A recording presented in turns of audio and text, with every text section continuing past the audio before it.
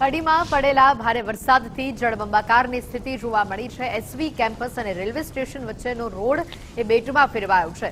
Road પર વરસાદી પાણી ભરાતા વાહન ચાલકોને હાલાકીનો સામનો કરવો પડ્યો છે। નવી કડીથી જૂની કડીના રસ્તા પર પાણી ભરાતા લોકો પરેશાન થયા છે। તંત્રની નબળી કામગીરીને લઈને દર વર્ષે પાણી ભરાવાની આ સમસ્યા સામે આવે છે અને આ વર્ષે પણ શરૂઆતના વરસાદમાં આવી જ તસવીરો કડીથી સામે આવી।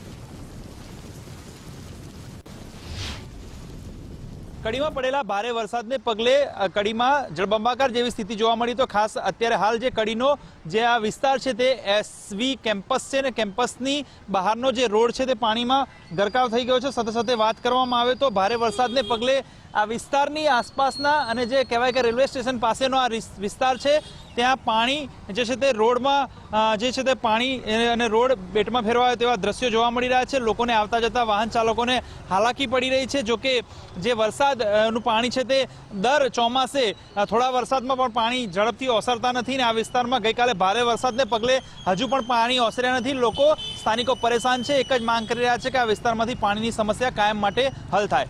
કેમેરા પર્સન અંકિત દવે સાથે સચિન કડિયા, ગુજરાત ફર્સ્ટ કડી।